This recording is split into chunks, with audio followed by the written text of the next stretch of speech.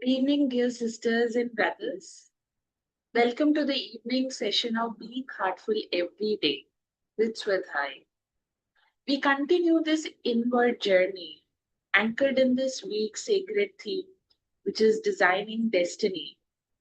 With each day, we deeper our understanding that destiny is not a fixed road to be followed blindly. It is an unfolding path shaped by our awareness, our choices, and our inner condition. This continues to be our invitation, a practice not limited to the moments of quietude, but one that spills into how we live, relate, and respond throughout the day. Swadhyaya is the mirror that reveals what is present within and helps us gently shape what is yet to become. Designing destiny is a subtle art, one that requires awareness of not just what we do, but why we do it. In the teachings of our great masters, we learn that each thought we entertain, each feeling we nurture, and each action we take leaves a subtle impression on us. These impressions accumulate and form the tendencies in us. These are the ways of reacting, thinking, and even believing. If left unchecked, they form groups that pulls us unconsciously in a particular direction.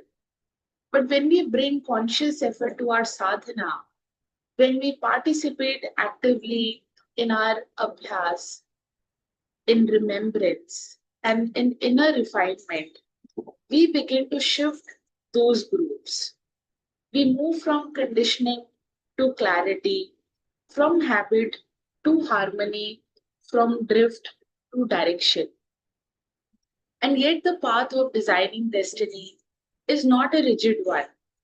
It is fluid, like water, adapting, responding, learning, and flowing with grace.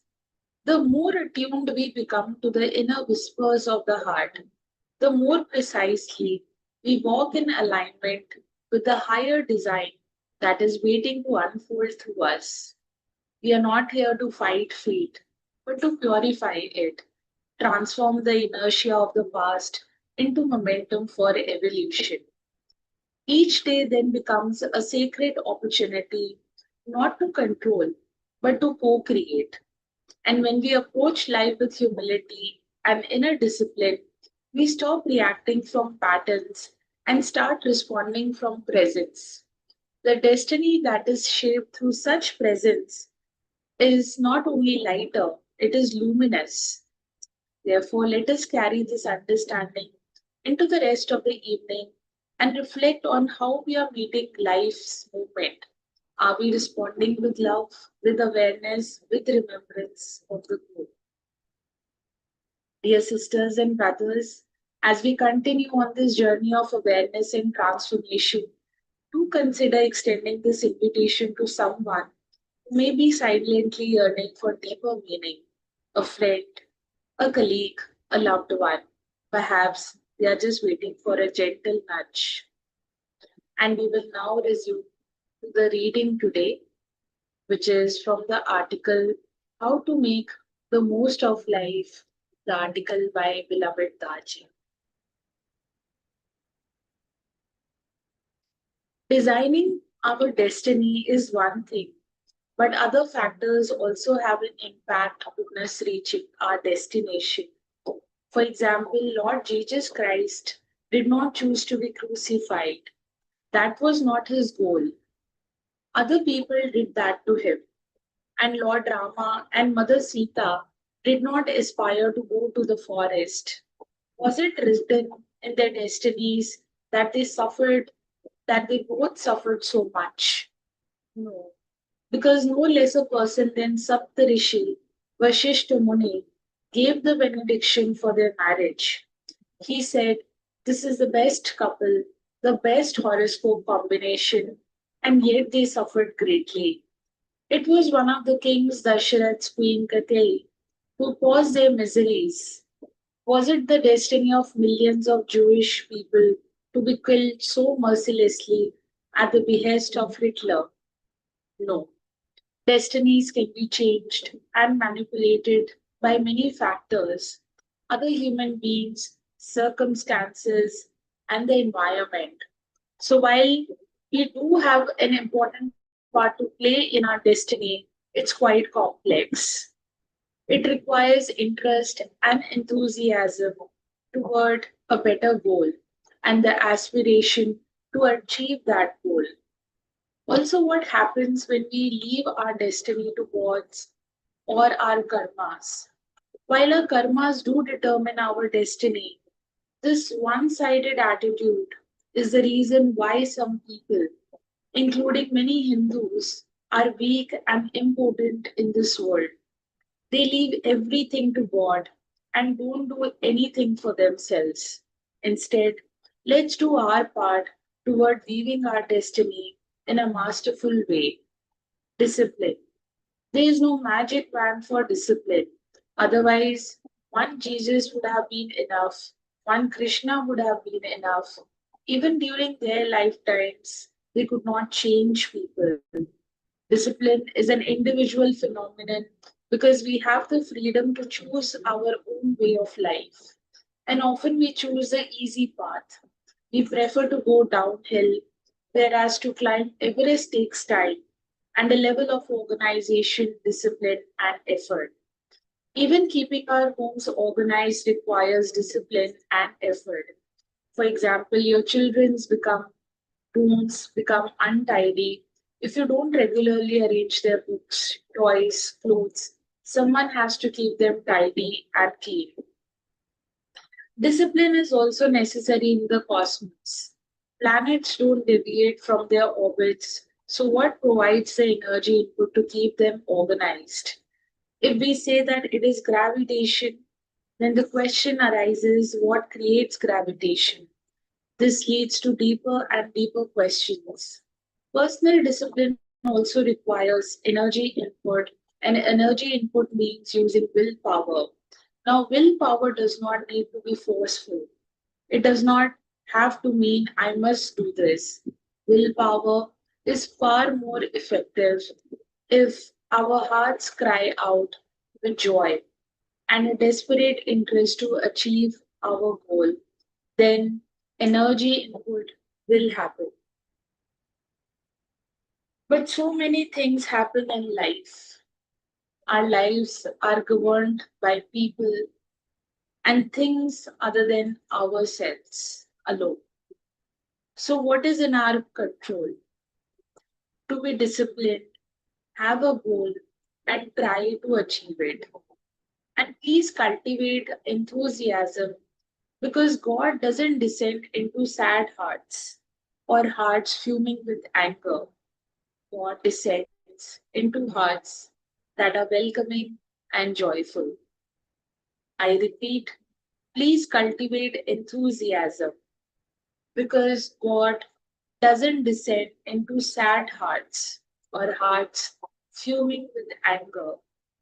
God descends into hearts that are welcoming and joyful. To watch the full talk, you can also go to the link given in the article below. And with this, we come to the end of the article reading for this evening. We will now prepare ourselves to offer the universal prayer together, offering light, love, and harmony to all beings, known and unknown, near and far, with the universal prayer. All brothers and sisters are being filled with love and devotion, and real faith is growing stronger in them.